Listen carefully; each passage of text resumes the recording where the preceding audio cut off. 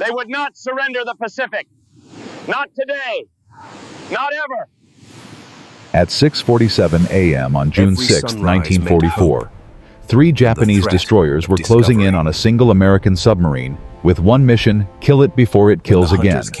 The submarine's captain, Commander Samuel Dealey, was 37 years old. 5 war patrols, 18 enemy ships destroyed, and he was about to do something that every naval officer in the Pacific thought was insane. He was going to charge straight at those destroyers. Not run, not hide.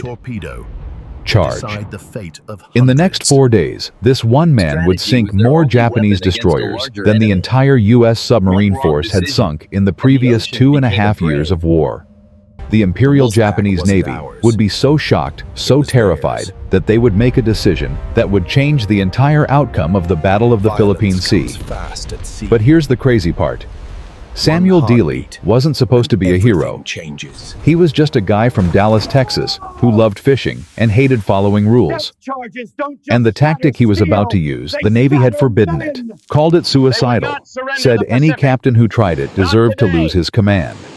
So how did this rule-breaking fisherman from Texas sink 5 Japanese warships in just 96 hours? And why did his crazy tactic force the Japanese to abandon their most important naval base at the worst possible moment?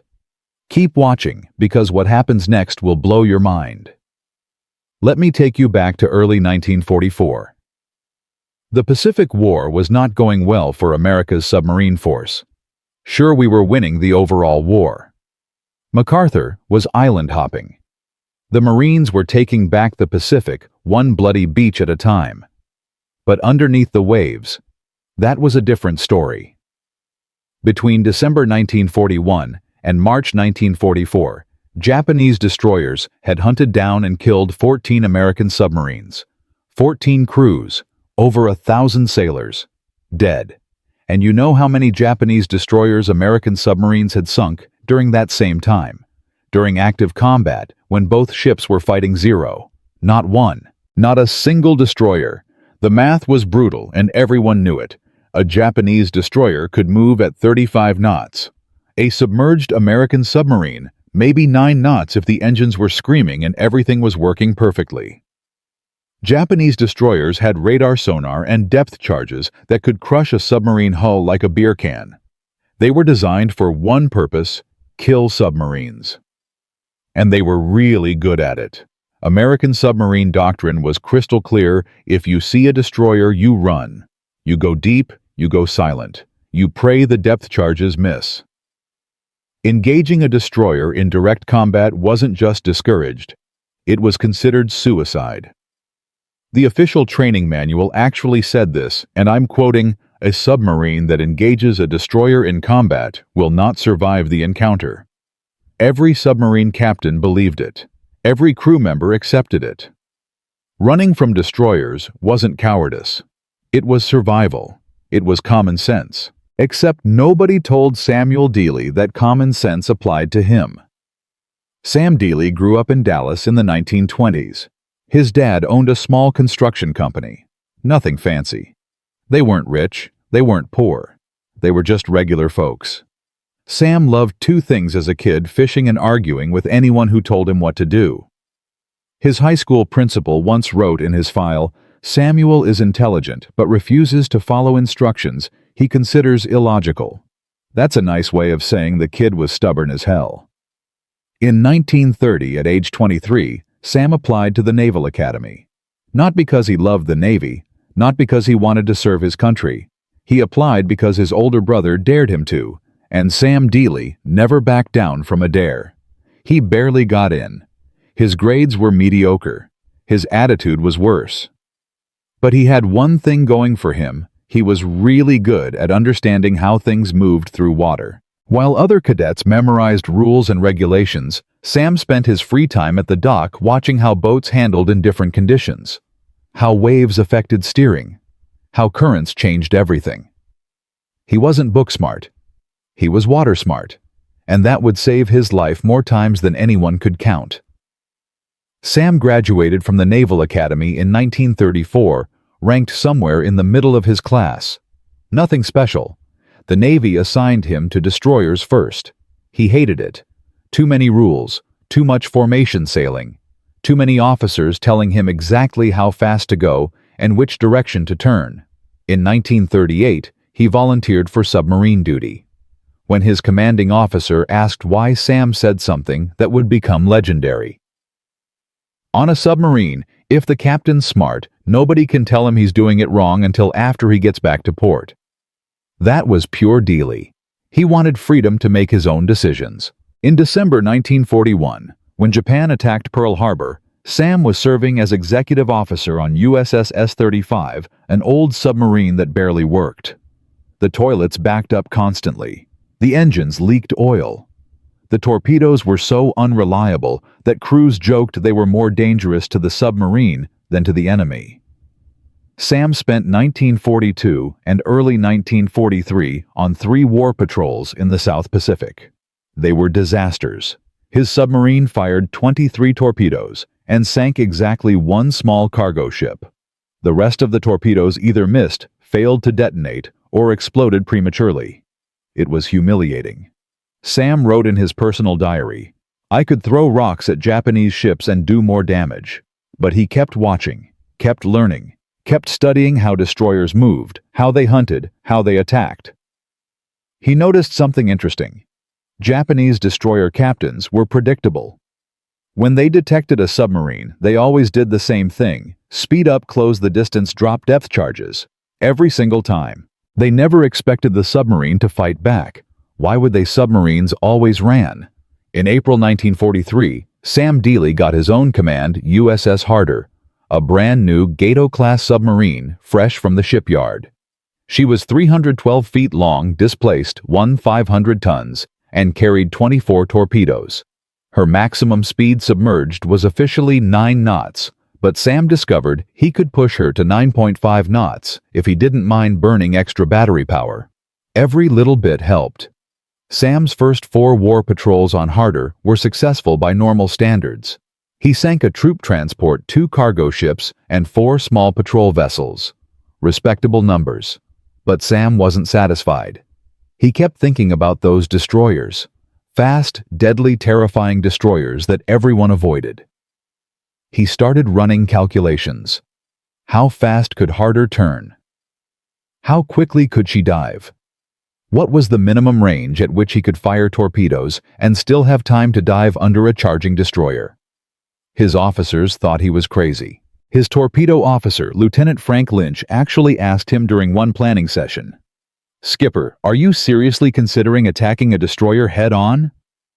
Sam looked at him and smiled. "I'm considering it, Frank. Hell, I'm planning it." And then Sam explained something that would revolutionize submarine warfare. He'd been studying destroyer tactics for 3 years. Japanese destroyers always zigzagged when hunting submarines. It was their anti-torpedo protocol. They'd turn left, sail straight for a few minutes, turn right, sail straight, turn left again. The pattern was designed to make them impossible to hit with torpedoes. Except Sam realized the pattern had a fatal flaw. For about 12 seconds during each turn, the destroyer had to sail in a straight line, straight at the submarine.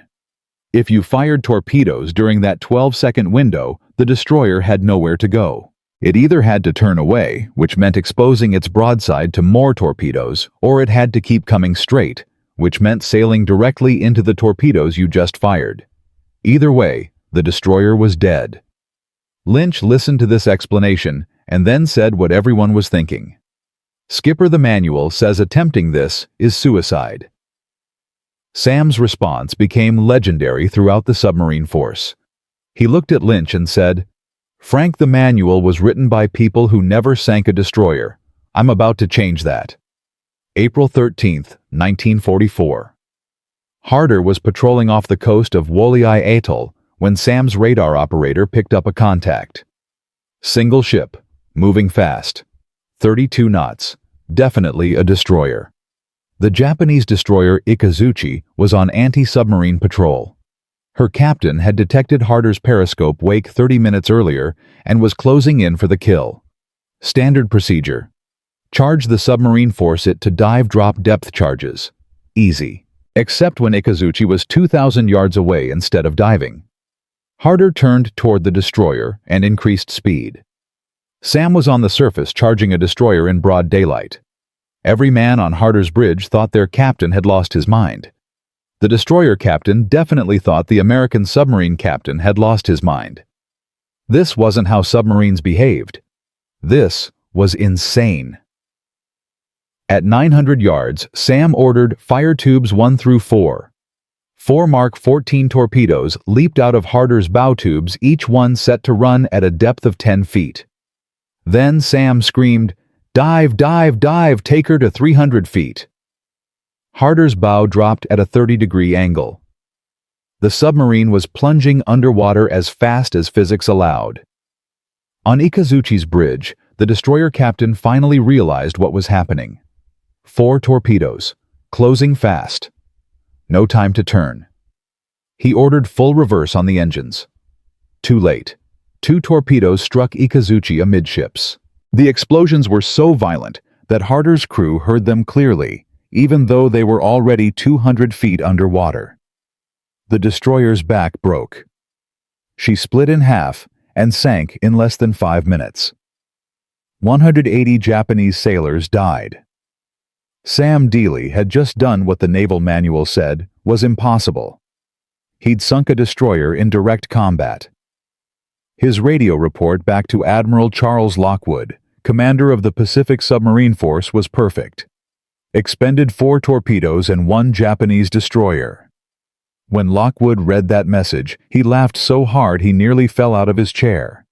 Then he got serious. If Dealey could do this once, could he do it again? Could other captains learn this tactic? Could American submarines stop running from destroyers and start hunting them? Lockwood sent back a single message: confirm tactic and repeat if possible. Sam didn't just repeat it, he perfected it. Over the next 3 weeks, Harder sank a cargo ship, damaged a tanker, and terrorized Japanese shipping lanes across the Western Pacific. Sam was hunting, not just hunting cargo ships, hunting destroyers. He wanted another one.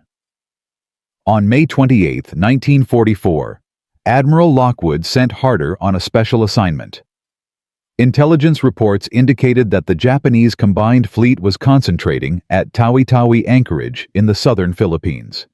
This was huge. The entire Japanese Navy battleships, carriers, cruisers, destroyers, all in one place. Lockwood needed eyes on that anchorage. He needed to know exactly how many ships were there and when they planned to move. He gave Sam 2 objectives: observe and report Japanese fleet movements, and attack targets of opportunity. That last part meant, if you see something you can sink it. For 9 days, Harder operated completely undetected near Tawi-Tawi. Sam would surface at night to recharge batteries, then spend the day submerged, watching Japanese warships through his periscope. He was counting ships, noting formations, sending encrypted radio reports back to Pearl Harbor. And he was planning. Because Sam had spotted something beautiful. 3 destroyers were patrolling the waters around Tawi-Tawi in a predictable pattern. Same route every day, same timing, same zigzag pattern.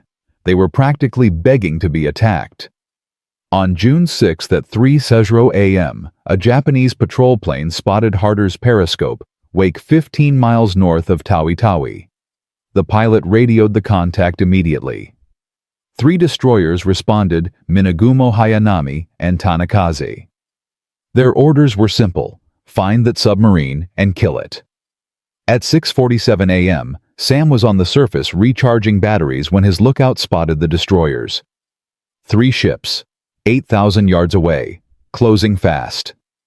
Every officer on Harder's bridge expected Sam to dive immediately. Instead, Sam studied the destroyers through his binoculars. Then he smiled.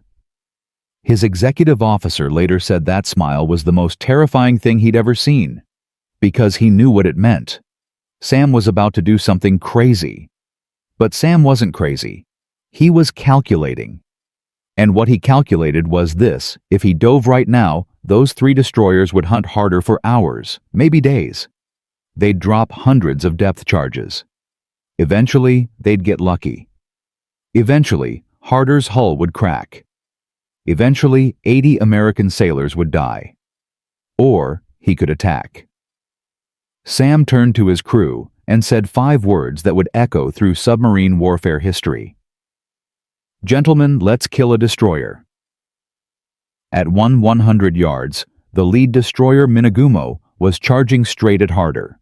Her captain could see the American submarine clearly. He was probably thinking, "Finally an easy kill."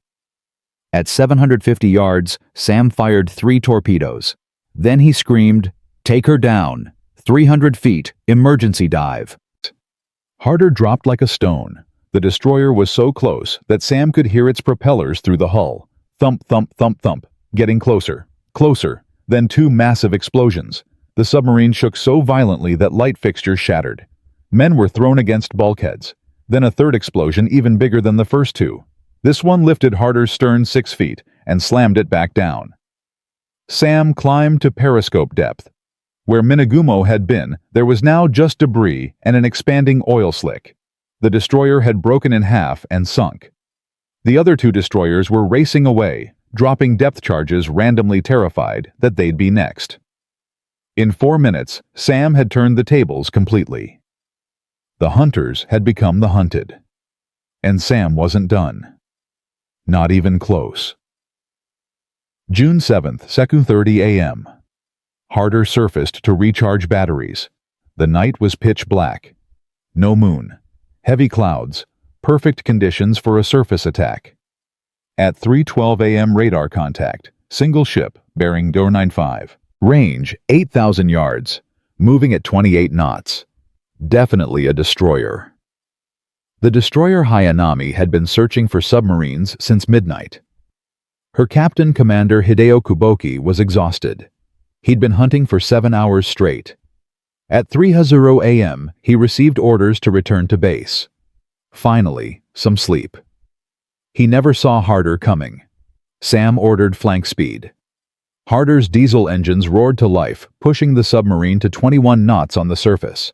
He was deliberately closing the range. Get inside the destroyer's radar detection before they realized what you were. At 4,000 yards, Hayanami's radar operator picked up a surface contact. Small. Moving fast. He reported it to Commander Kuboki. Kuboki assumed it was another destroyer returning to base. Friendly forces. At 3,000 yards, Kuboki looked through his binoculars and saw the truth. That wasn't a destroyer. That was a submarine. An American submarine. On the surface. Charging him. Kuboki screamed orders, "Flank speed, ram that submarine." Too late. At 300 yards, Sam fired 4 torpedoes. 2 struck Hayanami's starboard side near the aft magazine. The explosion tore the destroyer's stern completely off. The ship rolled 90 degrees. Her propellers were still spinning as she went under stern first. Commander Kuboki and 147 sailors died in less than a minute. Sam didn't wait to watch. He dove immediately. Japanese patrol planes would arrive within minutes. 2 destroyers in 24 hours. The Imperial Japanese Navy was now hunting Harder with everything they had. Admiral Suemu Toyota, Commander-in-Chief of the Japanese Combined Fleet, received the reports at his headquarters. 2 destroyers lost in 2 days. Both to the same submarine. Both while actively hunting that submarine. This was impossible. Destroyers didn't lose to submarines. That wasn't how naval warfare worked. Except it was happening. And Toyota knew if he didn't stop it, his destroyer captains would lose their nerve. He pulled 8 destroyers from convoy escort duty and organized them into hunter-killer groups. One mission: find USS Harder and sink her. But Sam Dealey wasn't running. He was hunting for destroyer number 3. And what he was about to do next would shock the entire Japanese Navy and change the course of the Pacific War. Because in the next 48 hours, Sam would sink 2 more destroyers. Force the Japanese Combined Fleet to abandon Tawi-Tawi 6 days early and inadvertently set up the Great Marianas Turkey Shoot, the most lopsided naval battle in history. But that's a story for part 2. In Part 2, we're going to see Sam sink 2 more destroyers in ways that seem impossible. We're going to watch Admiral Toyota make a decision that cost Japan the entire war in the Pacific. And we're going to learn why the U.S. Navy eventually forbid other captains from trying Sam's tactics. Because what Sam did in June 1944 worked so well that it got too many submarines killed when other captains tried to copy him. See you in Part 2. This is where it gets really crazy. So Commander Sam Dealey just sank 2 Japanese destroyers in 24 hours, using a tactic the Navy called suicidal. He charged them head-on instead of running. He fired torpedoes down their throats and dove under their keels. It worked perfectly. But here's what Sam didn't know. Back at Pearl Harbor, Admiral Charles Lockwood was reading Sam's patrol reports and having a massive argument with his staff. Because half his officers wanted to court-martial Sam Dealey for violating standing orders. The other half wanted to give him a medal. And the Japanese, they were about to make the biggest tactical mistake of the entire Pacific War because they were so terrified of one American submarine. But first, Sam had to survive the next 48 hours. Because Admiral Suemu Toyota had just assigned 8 destroyers to hunt USS Harder. 8 destroyers, 1 submarine, and Sam was about to attack again. This is where things get insane. June 8, 1944, 2:00 p.m. Sam took Harder south toward Sibutu Passage, the narrow strait between Tawi-Tawi and Borneo. He knew Japanese destroyers patrolled that passage constantly. Most submarine captains avoided it. Too dangerous. Too many destroyers. Perfect hunting ground. Sam's executive officer, Lieutenant Sam Logan, finally asked the question everyone was thinking. "Skipper, we just sank 2 destroyers. Command is going to want us to head home and report. Why are we going toward more destroyers?" Sam looked at him and said, "Logan, we've got 16 torpedoes left. I can sink at least 3 more destroyers before we run out. Maybe 4 if we're lucky." The crew heard this through the intercom. Some men smiled. Others looked terrified. Because they all knew what it meant. Their captain wasn't satisfied with making history. He wanted to rewrite it. At 2:00 p.m., lookouts spotted 2 destroyers steaming in formation. Tanakaze and an unidentified escort, both moving at 25 knots, conducting a standard search pattern. Sam studied them for 90 minutes through his periscope. He was learning their pattern. Every 8 minutes they changed course. Predictable, mechanical, fatal. He positioned Harder directly in their path and waited. This is what separated Sam from every other submarine captain. He didn't just attack. He studied. He calculated. He waited for the perfect moment. At 4:30 p.m., Tanakaze turned toward Harder's position. Range 3,000 yards. Sam let her close. His torpedo officer was sweating. At 2,500 yards, the torpedo officer said, "Skipper, we should fire now." Sam shook his head. "Not yet." 2,000 yards. The destroyer was getting huge in the periscope. 1,500 yards. You could see Japanese sailors on the deck. 1,200 yards. Sam said, "Fire tubes 1 through 4, 17-second intervals." 4 torpedoes leaped out of Harder's bow. Then Sam screamed, "Take her down 400 feet." The first torpedo missed. Tanakaze's captain had turned slightly, but the second torpedo struck near the bridge. The third hit the forward magazine. The explosion was so massive that Harder's crew heard it clearly underwater, even with all hatches sealed. The sound was like thunder, like the world ending. Tanakaze's bow section separated from the main hull. Both pieces sank in less than 3 minutes. 180 more Japanese sailors dead. The escort destroyer immediately turned and charged Harder's position, dropping depth charges as she came. 23 depth charges in 10 minutes. The lights went out. Emergency lighting kicked in. Hull plates groaned. A pipe burst in the forward torpedo room. But none of the depth charges hit close enough to cause critical damage. After 40 minutes, the destroyer gave up and withdrew. She'd run out of depth charges. 3 destroyers in 3 days. Sam surfaced that night to recharge batteries and sent a radio message to Admiral Lockwood. Expended 4 more torpedoes and 1 more destroyer, continuing patrol. At Pearl Harbor, Admiral Lockwood read that message at 6:00 a.m. on June 9th. Then he called an emergency meeting with his staff. Commander Richard Vosges, Lockwood's operations officer, spoke first.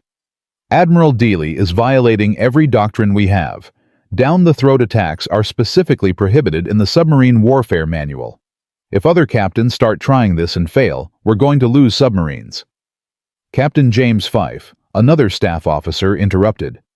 But Dick, he's not failing. He's sunk 3 destroyers in 3 days. 3. The entire submarine force has sunk maybe 20 destroyers in 3 years of war. Vosges shot back. Because we don't attack destroyers, we avoid them. That's how submarines survive. Dealey is getting lucky. Eventually his luck will run out, and we'll lose Harder and 80 men. Lockwood listened to both sides. Then he made a decision that would change submarine warfare forever. He said, "Gentlemen, I don't care if it's in the manual or not. If Dealey can sink destroyers, I want every captain in the Pacific to learn how he's doing it. The Japanese have 63 destroyers. If we can sink even half of them, we cripple their entire convoy system." Vosges tried again. "Admiral, with respect, we should wait until Dealey returns and interview him about his tactics. We need to understand exactly how he's doing this before we authorize other captains to try." Lockwood nodded. "Agreed. When Harder returns, Dealey will train every submarine captain in the Pacific. But right now, I want him to sink as many destroyers as he possibly can." The meeting ended. Lockwood sent a coded message to Harder. "Continue current operations. Engage destroyers at your discretion. All restrictions lifted. Ball." When Sam received that message, he smiled. Then he turned to his crew and said, "Boys, we just got permission to do what we've been doing. Let's go find destroyer number 4. June 9th, 5:00 a.m. Sam took Harder to periscope depth 12 miles southwest of Tawi-Tawi. What he saw made every man in the conning tower hold their breath. Dead ahead, 4 Japanese destroyers steaming in line abreast formation. They were actively searching for submarines. Their sonar was pinging so loud that Harder's sound operator could hear it without headphones. This wasn't a random patrol. This was a hunter-killer group. Admiral Toyota had organized these 4 destroyers with one mission: find USS Harder and destroy her. They knew approximately where Harder was operating. They knew Sam's tactics. They were ready. Sam had 8 torpedoes remaining. 4 destroyers meant he'd get maybe 2 shots before they overwhelmed him. His executive officer whispered, "Skipper, recommend we withdraw. We can't fight 4 destroyers." Sam studied the formation through his periscope. The lead destroyer was zigzagging aggressively. The second destroyer was maintaining a steady course. That was his target. He said quietly, "Logan, I'm not fighting 4 destroyers. I'm fighting 1 destroyer while 3 others watch. Big difference." At 6:12 a.m., the second destroyer turned directly toward Harder's position, range 4,000 yards. Sam waited. His crew was silent. The only sound was the sonar pinging. Ping, ping, ping. Getting louder, getting closer. 3,000 yards. Sam's hand was on the firing trigger. 2 500 yards. The torpedo officer was ready. 1 800 yards. Sam said, "Fire tubes 1, 2, and 3. 3 torpedoes, not 4. Sam was conserving ammunition. All 3 struck the destroyer's port side within 5 seconds of each other. The ship exploded so violently that debris flew 300 feet into the air. The blast wave was so powerful that Harder rocked sideways even though she was 500 yards away and underwater. The destroyer rolled over and sank in 90 seconds. The other 3 destroyers immediately converged on Harder's position. Sam took her deep, 500 feet, way below her design depth. The hull groaned. Rivets popped. Depth charges began exploding overhead. 23 in the first 10 minutes. Each explosion sounded like a sledgehammer hitting the hull. The lights went out. Emergency lighting kicked in. A gauge shattered spraying glass across the control room. A pipe burst, spraying seawater. Men worked in silence repairing damage, while the world exploded around them. For 2 hours, the destroyers hunted harder. They dropped 47 depth charges total. Most exploded too shallow or too far away. But 3 came close enough to crack gauge glass and spring minor leaks. Finally, the destroyers withdrew. They'd exhausted their depth charge supply. Sam climbed to periscope depth. The destroyers were gone. 4 destroyers sunk in 4 days, the most successful anti-destroyer patrol in submarine warfare history. But Sam wasn't thinking about his success. He was thinking about fuel. Harder had burned through 60% of her diesel reserves. She had maybe 3 days before she'd have to withdraw to Fremantle, and he still had 5 torpedoes left. At Tawi-Tawi anchorage, Admiral Jisaburo Ozawa, commander of the Japanese Mobile Fleet, received reports of the attacks at 2:00 p.m. on June 9th. 4 destroyers lost, 1 submarine. He called an emergency meeting with his staff. Captain Toshikazu Ome Ozawa's chief of staff laid out the situation.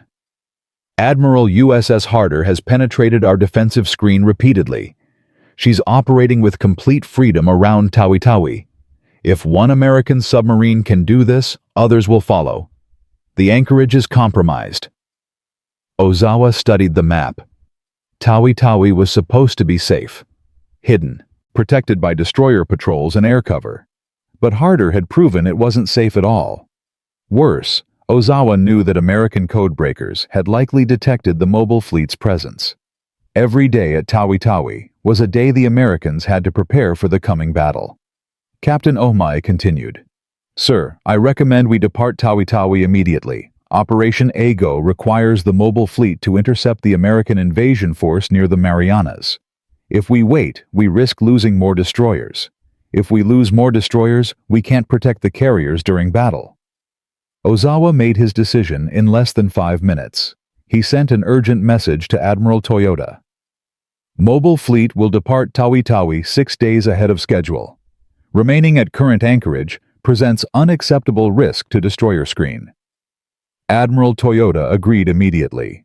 He'd lost 4 destroyers in 4 days to 1 submarine. Staying at Tawi-Tawi was suicide. On June 10th at 8:00 a.m., the Japanese mobile fleet departed Tawi-Tawi.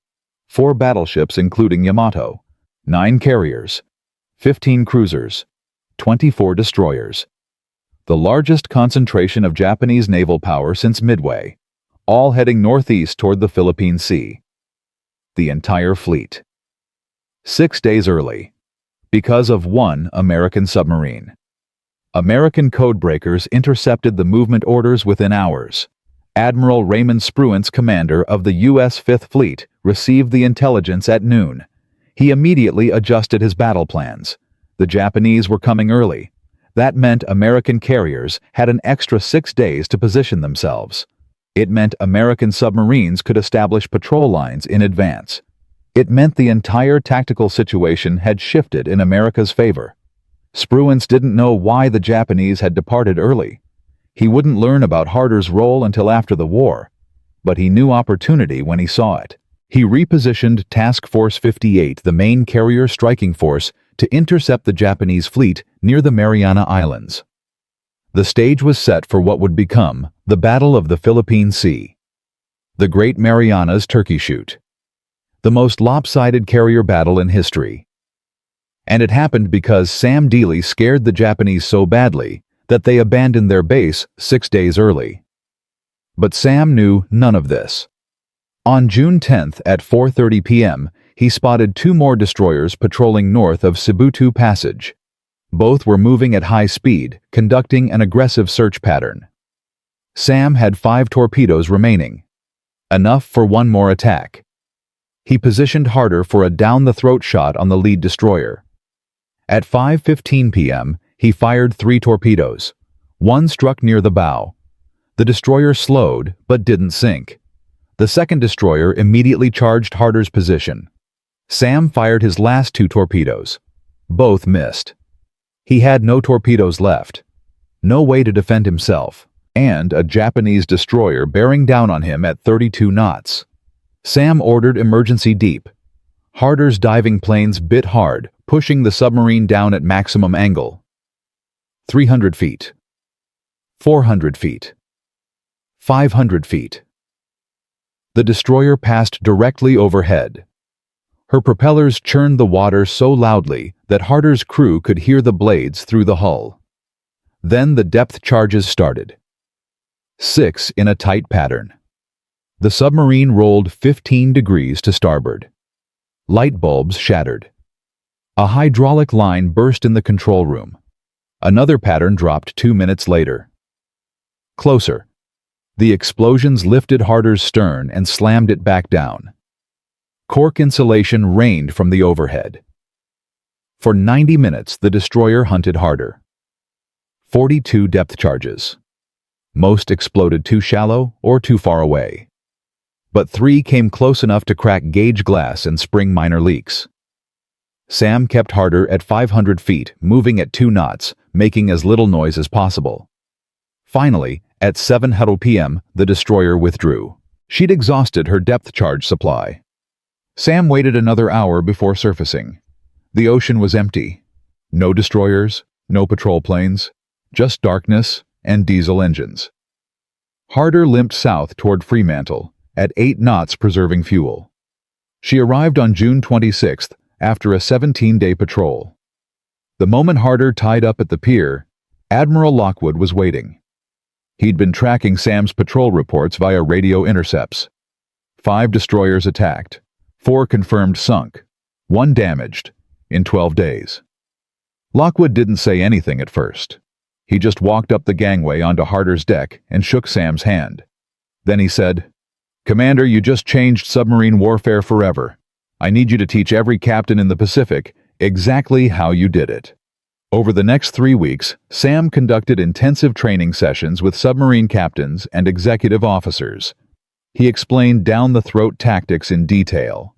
The math, the timing, the psychology of destroyer captains. Why Japanese destroyers always zigzagged.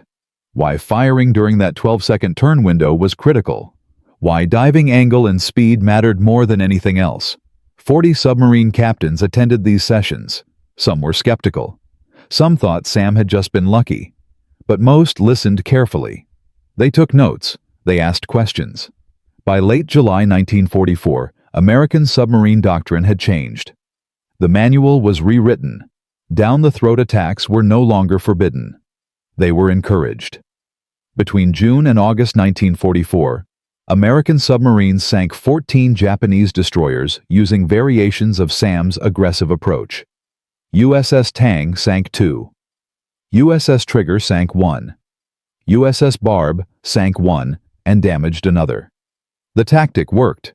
It worked really well. Admiral Toyota noticed. By August, he'd changed Japanese destroyer tactics completely. Destroyers no longer operated in predictable patterns. They varied their speeds randomly. They no longer charged submarines head-on. When they detected a submarine, they'd turn away, circle back, and attack from an angle. The new tactics were designed specifically to counter Sam Dealey's down-the-throat approach. It was too late to save the destroyers Sam had already sunk, but it would save Japanese destroyers from future attacks. And it would make Sam's next patrol significantly more dangerous. On August 5, 1944, Harder departed Fremantle for her 6th war patrol. She'd been assigned to operate as part of a 3-submarine wolf pack with USS Harder and USS Hake. Sam was in charge. Their mission patrol waters west of Luzon and attack Japanese shipping heading to the Philippines. The patrol started well. On August 21st, the wolf pack intercepted a 16-ship convoy off Palawan Bay. In coordinated attacks, they sank 4 cargo ships, totaling 22,000 tons. On August 22nd, Harder and Harder attacked 3 coastal defense vessels off Bataan. All 3 sank. Harder was credited with destroying 2 frigates. By August 23rd, Harder had expended all her torpedoes and withdrew. That left Harder and Hake operating together off Daesol Bay on the western coast of Luzon. Japanese intelligence had tracked the Wolfpack's movements. They knew approximately where the American submarines were operating. and they'd sent something special to deal with them. 2 escort ships, CD-22, and minesweeper PB-102. Both were equipped with improved sonar. Both captains had studied reports about USS Harder's tactics. They knew about down-the-throat attacks. They knew not to charge submarines head-on. They were ready. At 5:20 a.m. on August 24th, Harder was on the surface preparing to dive for the day. CD-22 detected her at 2,000 yards. But instead of charging CD-22's captain, did something different. He approached at an angle. He gave Sam no clear firing solution. At 5:30 a.m., Sam crash dived. He'd seen the escort ships at the last possible moment. He took Harder down fast, ordering maximum dive angle. But Harder's diesel engines were still running when she submerged. They left a massive bubble trail on the surface, a trail that pinpointed her exact location. CD-22's sonar operator had a perfect contact. Range 200 yards. Depth approximately 200 feet. Still diving. At 5:47 a.m., CD-22 made her first depth charge run. The pattern was perfect. At least 3 charges detonated within 50 feet of Harder's hull. The submarine's pressure hull cracked near the after torpedo room. Seawater flooded in at tremendous pressure. At 5:52 a.m., CD-22 made a second run. This pattern hit even closer. The explosions ruptured Harder's main pressure hull in multiple locations. At 600 feet, well below her maximum operating depth, Harder's hull began to implode. Commander Sam Dealey. Radioman Calvin Bull. Every officer and sailor who'd helped make Harder the most feared submarine in the Pacific. All 79 men. Dead in less than 6 minutes. USS Harder remained submerged until nightfall. Her captain filed a contact report describing Harder's loss. The message reached Admiral Lockwood at 8:00 a.m. on August 25th. Lockwood sat at his desk for 10 minutes without saying anything. Then he sent orders to suspend all submarine operations in the Dasol Bay area. Sam Dealey was dead. But what he'd accomplished in June 1944 would echo through the rest of the war. Because 9 days after Sam sank his 4th destroyer off Tawi-Tawi, the Battle of the Philippine Sea began. Admiral Ozawa's mobile fleet engaged Admiral Spruance's 5th Fleet in the largest carrier battle in history. American pilots shot down 376 Japanese aircraft while losing only 30. 3 Japanese carriers sank. 2 battleships damaged. The Imperial Japanese Navy lost 75% of its carrier air groups and never recovered. The battle might have gone very differently if Admiral Ozawa had arrived on schedule. His original plan called for departing Tawi-Tawi on June 15th. That would have given his reconnaissance planes 4 days to locate the American fleet before battle. His carriers would have been fully supplied, his destroyer screens properly organized, his battle plan coordinated with land-based aircraft. Instead, Harder forced him to leave 6 days early. Ozawa arrived in the Philippine Sea on June 14th, with his fleet scattered across 200 miles of ocean. His reconnaissance aircraft had burned through fuel reserves. His destroyers were still regrouping. His supply ships were 3 days behind schedule. When American carrier aircraft found Ozawa's fleet on June 19th, his carriers were still launching aircraft. His combat air patrol was undermanned. His fleet formation was disorganized. The Great Marianas Turkey Shoot happened because Ozawa wasn't ready. And Ozawa wasn't ready because Sam Dealey had sunk 4 destroyers in 4 days and convinced the Japanese that Tawi-Tawi was too dangerous. Admiral Lockwood understood this immediately. In his memoir, he wrote that Harder's 5th Patrol was the most strategically important submarine operation of the Pacific War.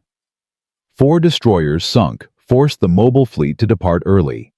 And that early departure meant the entire Japanese battle plan collapsed before the first shot was fired. But there's more to this story. Because Sam's tactics didn't just win one battle, they changed how America fought the entire submarine war.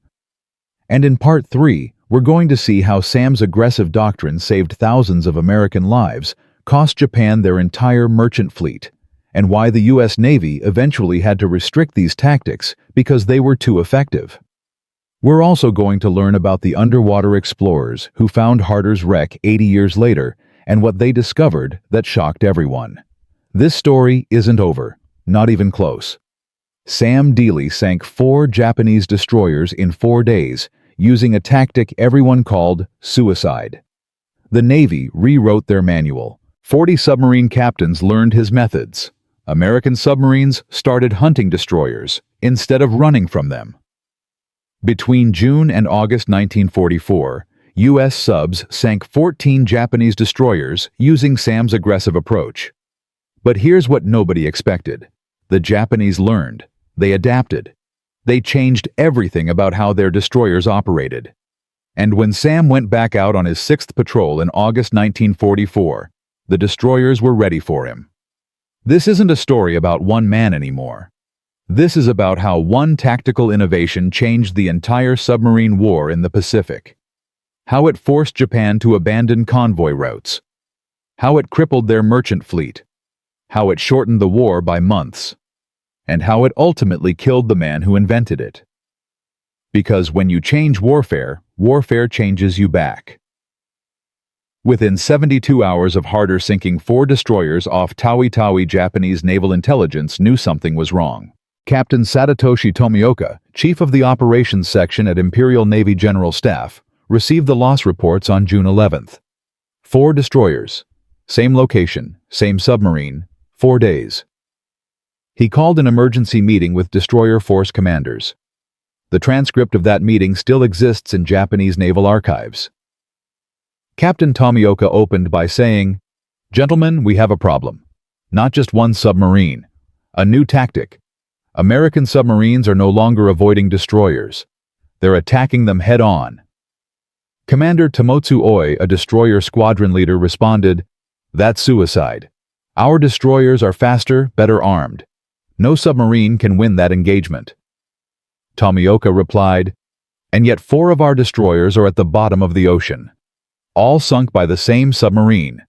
All while actively hunting that submarine." The room went silent. Because Tomioka was right. Between January and June 1944, Japan had lost 23 destroyers total.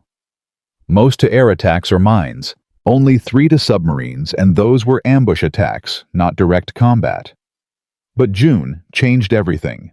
Harder alone sank 4 destroyers in direct combat. Then other American submarines started copying the tactic. USS Tang attacked destroyer Shirakumo on June 24th using a down-the-throat approach. Shirakumo sank in 4 minutes. USS Trigger engaged destroyer Asakaze on June 29th. Same tactic. Asakaze broke in half and went down with 285 sailors. By mid-July, Japan had lost 9 destroyers to submarine attacks. 9 in 6 weeks. Admiral Toyota ordered immediate tactical changes. New orders went to every destroyer captain in the Pacific. First, never chase a submarine in a straight line. If you detect a submarine, turn away and circle back at an angle. Second, vary your speed constantly. Don't maintain predictable patterns. Third, when dropping depth charges, use random intervals. Make submarines guess where the next attack will come. Fourth, operate in groups of 3 or more. Never patrol alone. The new tactics worked. On July 18th, USS Robalo attempted a down-the-throat attack on destroyer Sazanami. But Sazanami's captain had read the new orders. Instead of charging straight, he turned away sharply. Robalo's torpedoes missed. Sazanami circled back and depth-charged Robalo for 3 hours. The submarine never surfaced. All 81 crew members died. American submarine losses started climbing. July 1944. 2 submarines lost. August 1944. 4 submarines lost. September 1944. 3 submarines lost. The down-the-throat tactic still worked, but the success rate dropped from 63% to 38%. More American submarines were dying, but they were still sinking Japanese destroyers faster than Japan could replace them. and that was crushing Japan's ability to protect their convoys. But there was another problem. A problem nobody at the Navy Department anticipated. Sam's aggressive tactics were so successful that submarine captains started taking insane risks. Captain Dudley Morton, commanding USS Wahoo, read about Sam's destroyer kills and decided to one-up him. In October 1944, Morton took Wahoo into the Sea of Japan through Tsushima Strait, one of the most heavily defended waterways in the world. His goal: sink Japanese ships in their home waters. Show them nowhere was safe. Wahoo sank 4 cargo ships in 5 days. Then Japanese destroyer Chiyoda and 2 patrol boats cornered Wahoo in shallow water. Morton tried a down-the-throat attack, but the water was only 200 feet deep, too shallow to dive safely. Chiyoda's captain knew this. He positioned his ship so Morton had no escape route. Then he depth-charged Wahoo until the submarine's hull cracked. All 80 crew members died. When Admiral Lockwood heard about Wahoo's loss, he was furious. He called another meeting with his submarine commanders. Commander Richard O'Kane, who'd been Morton's executive officer before getting his own command, was there. Lockwood said, "Gentlemen, Dealey's tactics work, but they work because Dealey was smart. He studied destroyer patterns. He calculated risks. He knew when to attack and when to withdraw. What I'm seeing now is captains charging destroyers because they think it makes them heroes. That's not courage, that's suicide." O'Kane spoke up. "Admiral, with respect, Morton wasn't being reckless. He was trying to pressure Japan where it hurts most. Their home waters." Lockwood shot back. "And he's dead, Commander, him and 80 men. Dead because he took a calculated risk in an area where he couldn't calculate the risks properly." The meeting ended with new restrictions. Submarine captains were still authorized to use down-the-throat attacks, but only in deep water, only against isolated destroyers, and only after confirming they had escape routes. Sam's tactics were too effective. They'd created a generation of aggressive submarine captains who thought charging destroyers was always the right move. It wasn't. And the Navy had to rein them in before they lost the entire submarine force. But here's the thing. Even with increased losses, Sam's tactics were destroying Japan's convoy system. Because destroyers weren't just warships, they were escorts. Every destroyer Japan had was assigned to protect cargo ships bringing oil from the Dutch East Indies, rice from Indochina, iron from Manchuria. Japan's entire war machine depended on those convoys.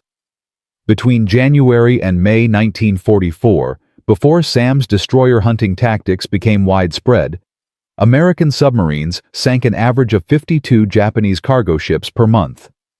Between June and December 1944, after Sam's tactics became standard doctrine, American submarines sank an average of 89 Japanese cargo ships per month, a 71% increase. Why? Because Japanese destroyers stopped aggressively hunting submarines. They became defensive. They stayed close to the convoys they were protecting. They avoided situations where submarines could ambush them, and that gave American submarines freedom. Freedom to position themselves along convoy routes. Freedom to attack cargo ships without worrying about destroyers charging them. Freedom to sink Japan's merchant fleet one ship at a time. By December 1944, Japan had lost 62% of the merchant tonnage they started the war with. Their factories were shutting down for lack of raw materials. Their cities were starving. The home islands were running out of fuel. And it was all because Sam Dealey scared Japanese destroyers so badly that they stopped doing their job. October 24, 1944. Philippine Sea. USS Tang, commanded by Richard O'Kane, was hunting a Japanese convoy northwest of Formosa. 7 cargo ships, 4 destroyer escorts. Standard formation. O'Kane had sunk 23 ships on previous patrols. He was one of the most aggressive submarine captains in the Pacific. He'd studied Sam's tactics extensively, learned every detail, and tonight he was going to put everything he learned into practice. At 11:47 p.m., Tang surfaced 6,000 yards from the convoy. O'Kane could see the cargo ships silhouetted against the moonlight. Beautiful targets. But those 4 destroyers were a problem. They were patrolling aggressively, zigzagging between the cargo ships. O'Kane positioned Tang to attack from the convoy's rear. If he could sink the trailing cargo ships first, the destroyers at the front wouldn't detect him until too late. At 11:58 p.m., Tang fired 4 torpedoes at 2 cargo ships. The first torpedo struck cargo ship Joshu Maru amidships. The explosion was massive. The ship was carrying aviation fuel. The fireball lit up the entire convoy. The second and third torpedoes hit cargo ship Eho Maru. She broke in half and started sinking immediately. The fourth torpedo hit Joshu Maru again. She rolled over and went down in less than 3 minutes. 2 ships sunk in 90 seconds. The convoy erupted in chaos. Cargo ships scattered. Destroyers turned toward Tang's position. O'Kane ordered, "Dive to 400 feet emergency speed." Tang dropped fast. 1 destroyer passed overhead, dropping depth charges randomly. The charges exploded too far away to cause damage. O'Kane waited 40 minutes. Then he surfaced behind the convoy again. The remaining cargo ships had regrouped. The destroyers were still searching for Tang, but they were searching in the wrong direction. At 1:23 a.m., O'Kane fired 4 more torpedoes. 3 hit cargo ship Ton Maru. She exploded so violently that debris rained down on the other ships. The convoy was completely disorganized now. Destroyers were racing around, dropping depth charges at random. Cargo ships were trying to flee in different directions. It was chaos. O'Kane fired his last 6 torpedoes in a spread pattern. 4 hit targets. Cargo ship Matsumoto Maru sank. Cargo ship Taikoku Maru sank. 6 cargo ships destroyed in less than 2 hours. Over 30,000 tons of Japanese supplies at the bottom of the ocean. The destroyers never got close enough to threaten Tang, because they were too busy trying to rescue survivors and avoid torpedoes. This was Sam's legacy playing out perfectly. Aggressive tactics, precise targeting, absolute destruction. But then something went wrong. Tang's last torpedo malfunctioned. Instead of running straight, it curved hard left, turned in a complete circle, and slammed into Tang's stern. The explosion killed everyone in the aft torpedo room instantly. Seawater flooded in. Tang was sinking. O'Kane screamed, "Surface! Blow all tanks!" The submarine fought to surface. Her bow broke through the waves, but her stern was dragging her down. 30 seconds later, Tang slipped backward into the ocean and sank in 180 feet of water. 8 men escaped from the conning tower before the submarine went down. O'Kane was one of them. 73 crew members died. O'Kane and the 7 survivors spent 15 hours in the water before a Japanese destroyer picked them up. They became prisoners of war for the remaining 10 months of the war. When O'Kane returned to the United States in September 1945, he was awarded the Medal of Honor for that patrol. 6 ships sunk. But the cost was catastrophic, because Tang was one of the best submarines in the Pacific. Her crew was experienced, her captain was brilliant, and she'd been lost to a malfunctioning torpedo, not to Japanese action. Admiral Lockwood attended O'Kane's medal ceremony. Afterward, he wrote in his personal diary, "We're winning the submarine war. We're destroying Japan's merchant fleet. We're sinking destroyers faster than they can build them. But we're losing submarines and crews we can't replace. Every loss is a tragedy. And most of these losses are happening because captains are being too aggressive." Between August and December 1944, the U.S. Navy lost 9 submarines: Harder Wahoo, Robalo Tang Darter Shark Growler, Albacore and Scamp. Some to depth charges, some to mines, some to malfunctioning equipment. But all while conducting aggressive patrols in Japanese-controlled waters, all following doctrines inspired by Sam Dealey's tactics. The human cost was staggering: 726 sailors dead. But the strategic impact was undeniable. Between June 1944 and August 1945, American submarines sank 437 Japanese merchant ships. They sank 53 warships, including 4 carriers, 1 battleship, 9 cruisers, and 38 destroyers. Japan's merchant tonnage dropped from 6.4 million tons to 1.5 million tons, a 77% reduction. Their navy couldn't fuel its ships. Their army couldn't supply troops. Their factories couldn't produce weapons.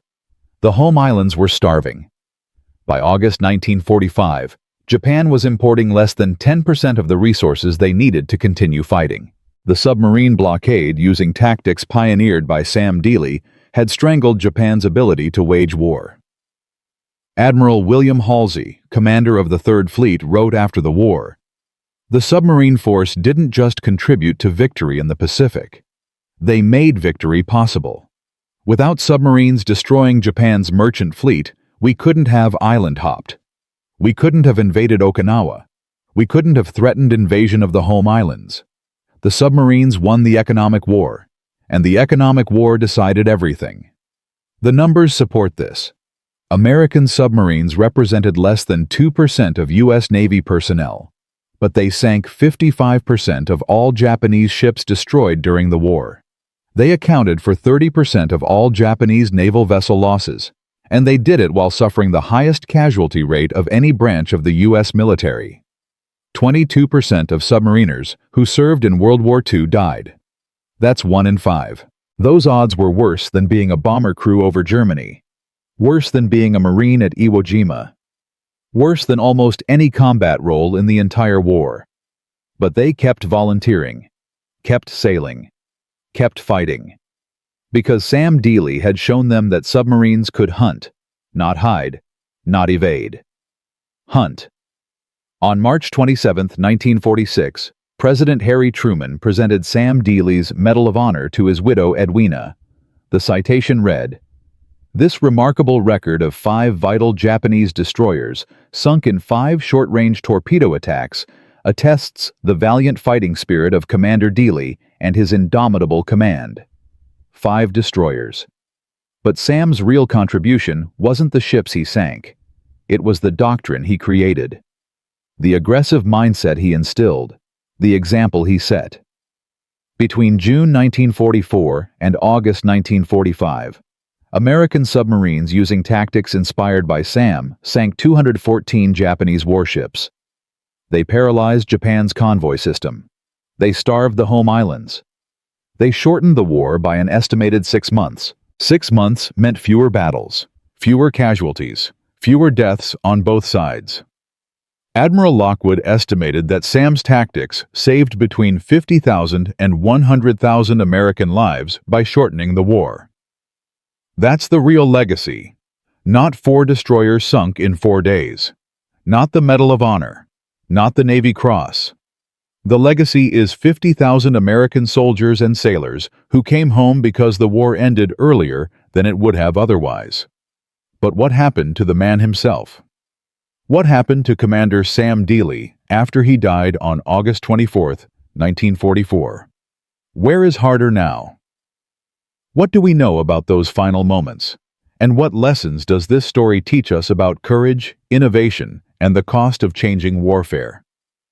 That's what we're going to explore in Part 4.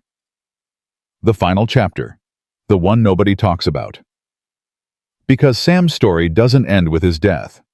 It ends 80 years later when underwater explorers found Harder's wreck and discovered something that nobody expected, something that changes how we understand Sam's final battle.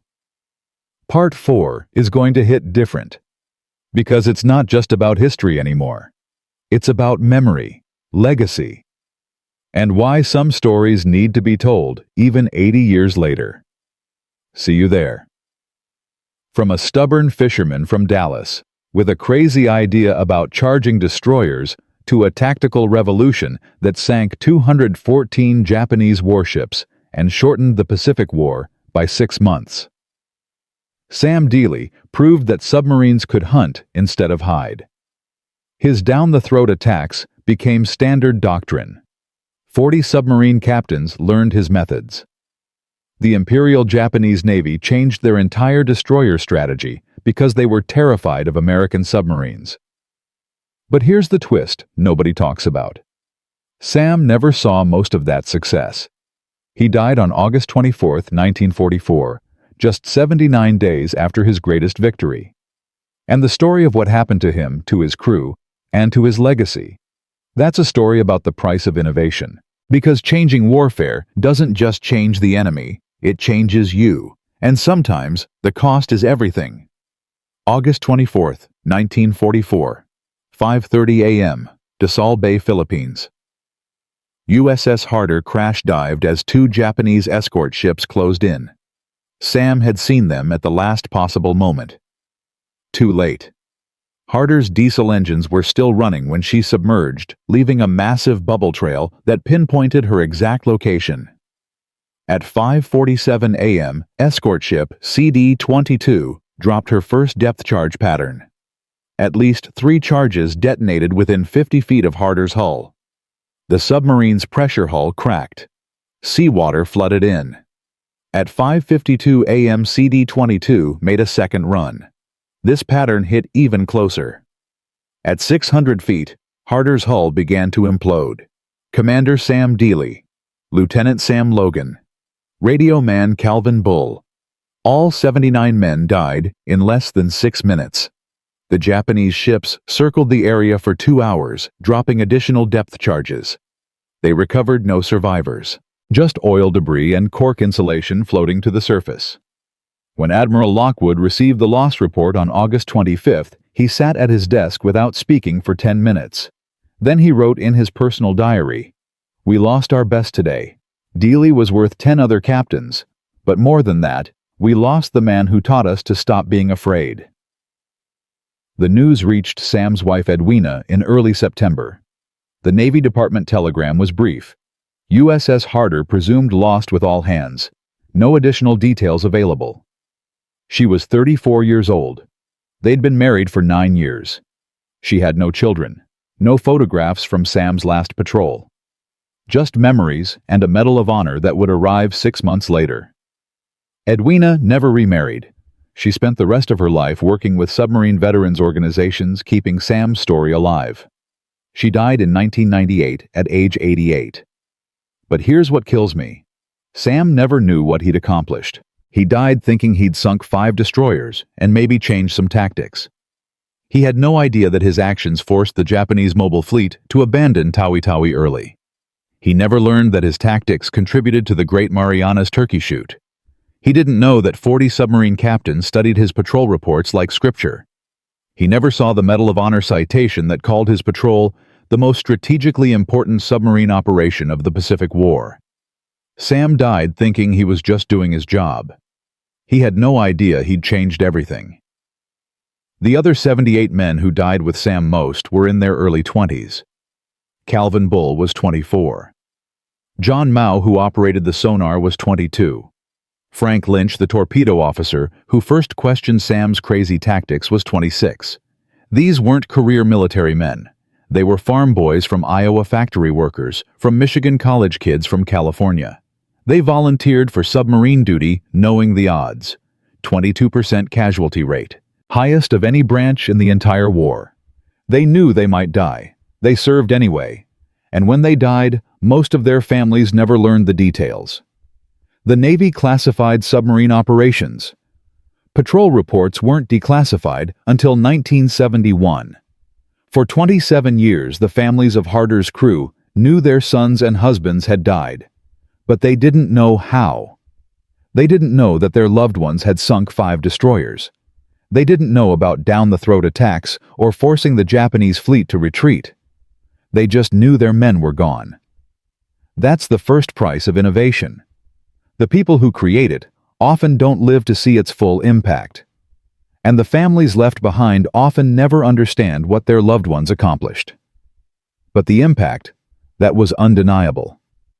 Between August 1944 and August 1945, American submarines, using tactics inspired by Sam, sank 176 more Japanese merchant ships and 41 more warships. USS Barb, commanded by Eugene Fluckey, sank 17 ships, including a carrier using aggressive surface attacks Sam would have approved of. USS Flasher sank 21 ships totaling over 100,000 tons. USS Tang, before she was lost, sank 24 ships.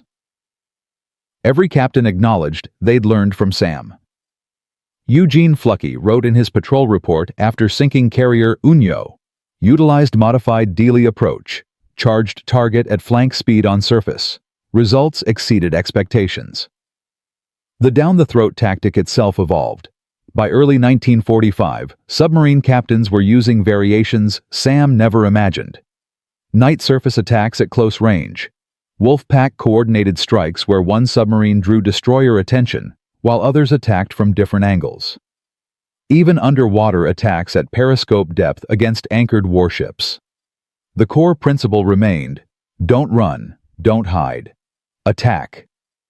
By war's end, American submarines had sunk 314 Japanese ships totaling 5.3 million tons. They'd destroyed 55% of Japan's merchant fleet and 30% of their naval vessels. But here's the number that matters most. Admiral Lockwood estimated after the war that aggressive submarine tactics pioneered by Sam Dealey shortened the Pacific War by approximately 6 months. 6 months. What does 6 months mean? The Battle of Okinawa lasted 3 months and cost 12,000 American lives. The planned invasion of Japan was projected to cost between 500,000 and 1 million American casualties. If the war had lasted 6 months longer, how many more battles would there have been? How many more Marines storming beaches? How many more bomber crews shot down? How many more sailors dying when kamikaze planes hit their ships? Conservative estimates suggest that shortening the war by 6 months saved between 50,000 and 75,000 American lives, and prevented between 200,000 and 300,000 Japanese military and civilian deaths. That's Sam's real legacy. Not 5 destroyers sunk. Not the Medal of Honor. Not even the Tactical Revolution. The legacy is 50,000 to 75,000 people who came home because the war ended sooner than it would have otherwise. Young men who got to meet their children. Women who didn't become widows. Parents who didn't lose their sons. That's what Sam bought with his life and the lives of his 79 crew members. But Disan Thuksu Kongnam Ohun Chung.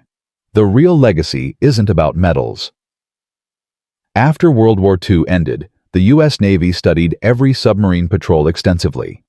They wanted to understand what worked and what didn't. The final report, published in 1947, dedicated an entire chapter to aggressive tactics. The conclusion was fascinating. Down-the-throat attacks worked when 3 conditions were met. First, deep water. You needed at least 400 feet to dive safely under a destroyer. Second, experienced crew. The tactic required split-second timing and perfect coordination. Third, escape routes. You needed a way out if the attack failed. When all 3 conditions existed, the success rate was 68%. When any condition was missing, the success rate dropped to 31%. The Navy incorporated these findings into post-war submarine doctrine. But here's what's interesting. The Cold War changed everything. By the 1950s, submarines were nuclear-powered. They could stay submerged for months. They carried guided torpedoes that didn't require close-range attacks. The tactical situation Sam had navigated diesel submarines hunting surface warships in open water became obsolete. Except the principle didn't become obsolete. The idea that submarines should be aggressive, should hunt enemy warships, should take calculated risks that became permanent doctrine. Modern U.S. submarines are designed around aggressive tactics. They're faster than surface ships. Their torpedoes are more accurate than Sam could have imagined. But the mindset is the same. Don't wait for the enemy to come to you. Go find them. Attack first. Win decisively. That's Sam's legacy in modern naval warfare. During the Vietnam War, American submarines conducted surveillance missions in North Vietnamese waters using aggressive penetration tactics. During the Cold War, U.S. submarines tracked Soviet ballistic missile submarines, sometimes following them for weeks without detection. During the Gulf War and subsequent conflicts, submarines launched Tomahawk cruise missiles at land targets operating close to enemy coastlines. All of these operations required the same aggressive mindset Sam pioneered. Get close, take risks, complete the mission. Retired Admiral James Osborne, who commanded submarine forces in the Pacific from 2001 to 2003, wrote in his memoir, "Every submarine officer learns about Dealey. Not because we're going to charge destroyers, we're not, but because Dealey represents the mindset that wins wars. You don't win by playing it safe. You win by being smarter and more aggressive than your enemy." That's how Sam's tactics influenced modern warfare. Not through specific techniques, through mindset, but by Huk Lon Nyut Hom 5A Kitwet. The biggest lesson isn't about technique, it's about innovation. Think about Sam's story from the beginning. He was a mid-level officer, not a genius, not from a famous family, just a stubborn guy from Dallas who liked fishing and hated being told what to do. He looked at a problem: destroyers killing submarines, and asked a question nobody else asked. What if we attacked them instead? Everyone said it was crazy. The manual said it was suicide. Senior officers said it violated doctrine. And Sam said, "I'm going to try it anyway." That's the lesson. Innovation doesn't come from committees or think tanks or official doctrine. It comes from individuals who see problems differently and have the courage to test their ideas even when everyone says they're wrong. World War II is full of examples like this. British engineer Barnes Wallis designed bouncing bombs to destroy German dams. Everyone said it was impossible. He tested it anyway. The Dam Busters raid destroyed 3 dams and flooded the Ruhr Valley. American engineer Robert Goddard designed liquid fuel rockets in the 1920s. The New York Times called his ideas absurd. Germany used his principles to build V-2 rockets. American pilot Jimmy Doolittle led a bombing raid on Tokyo using B-25 bombers launched from an aircraft carrier. Everyone said you couldn't launch bombers from a carrier. They did it anyway and changed the psychological course of the war. The pattern is always the same. Someone has a crazy idea. Experts say it won't work. The person tests it anyway. It works. Doctrine changes. Warfare evolves. But here's the hard part. For every Sam Dealey whose crazy idea worked, there were probably 10 submarine captains whose crazy ideas got them killed. For every Barnes Wallis whose bouncing bomb succeeded, there were dozens of engineers whose inventions failed. Innovation requires courage, but it also requires luck. Being right at the right time with the right resources. Sam was lucky. He had a new submarine with working torpedoes. He had a skilled crew. He operated in an area where Japanese destroyer tactics were predictable. If any of those factors had been different, Sam might have died on his first down-the-throat attack, and nobody would remember his name. That's the uncomfortable truth about innovation. Success often depends on factors beyond the innovator's control. But here's why Sam's story still matters. Because even though luck played a role, Sam created his own opportunity. He studied destroyer tactics for 3 years. He calculated the risks. He practiced the maneuver mentally hundreds of times before trying it. When his moment came, he was ready. That's the real lesson. Innovation isn't just about having crazy ideas. It's about preparing for the moment when your crazy idea might actually work. Vakamot chitiat kuikung mahohet mangoikombiet. And there's one final detail most people don't know. On May 22, 2024, exactly 80 years after Sam sank his first destroyer, an underwater exploration team discovered Harder's wreck. The team, led by explorer Tim Taylor and the Lost 52 project, found the submarine sitting upright on the seafloor at 3,750 feet depth, 12 miles west of Dassault Bay. The wreck is remarkably intact. The conning tower shows damage from depth charges. The forward torpedo room is collapsed, but the main pressure hull is mostly whole. The discovery brought closure to families who'd waited 8 decades for answers. But here's the detail nobody expected. When Taylor's team examined the wreck using underwater robots, they found something surprising. Harder's stern torpedo tubes were open. All 6 tubes had their outer doors open. That means Sam was preparing to fire torpedoes when CD-22 attacked. He wasn't running. He wasn't trying to escape.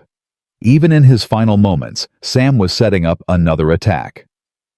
The discovery changes how we understand Sam's last battle.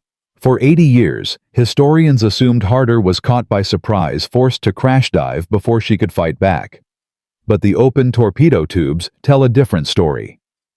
Sam saw the Japanese escorts. He knew they were hunting him, and instead of diving immediately to escape, he stayed on the surface long enough to position Harder for a shot. He was going to attack, right up until the moment his engines left that bubble trail and gave away his position. That's who Sam Dealey was. Even when the smart move was to run, he was preparing to attack. Some call that bravery. Some call it recklessness. I call it conviction. Sam believed so completely in his tactics that he couldn't imagine doing anything else. That conviction killed him. But it also changed naval warfare forever. So here's what it all means.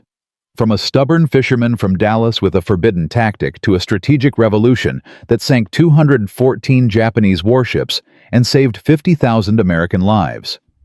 Sam Dealey proved that the best ideas often come from the people nobody expects.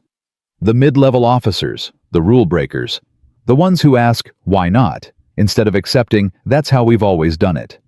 He showed that courage isn't about following orders, it's about questioning orders that don't make sense and having the guts to prove you're right.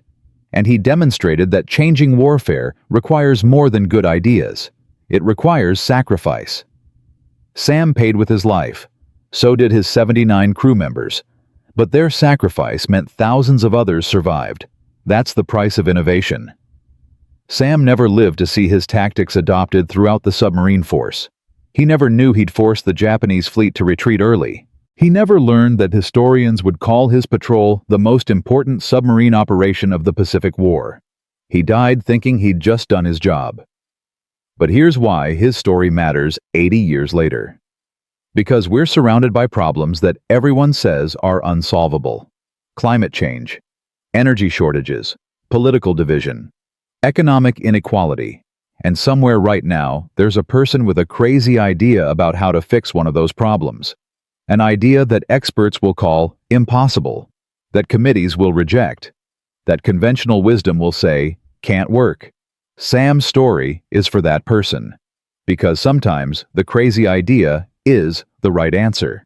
Sometimes charging when everyone else runs is the winning strategy. Sometimes breaking the rules is what changes everything. On March 27, 1946, when President Truman presented Sam's Medal of Honor to his widow Edwina, he said something that stuck with her for the rest of her life. He said, "Your husband didn't just sink destroyers. He taught an entire navy to stop being afraid. That's worth more than any medal." Edwina kept that phrase with her until she died in 1998. It's engraved on Sam's headstone at Arlington National Cemetery. He taught us to stop being afraid. Because that's the ultimate legacy, not tactics, not technology, not even the 50,000 lives saved. The legacy is the idea that fear shouldn't determine strategy, that aggression when calculated and smart wins wars, that one person with conviction can change how an entire military thinks. From December 1941 to April 1944, American submarines ran from Japanese destroyers. After Sam Dealey, they hunted them. That's the power of one person refusing to accept what everyone else believes is impossible. Sam Dealey was 37 years old when he died. He'd been commanding submarines for just 16 months.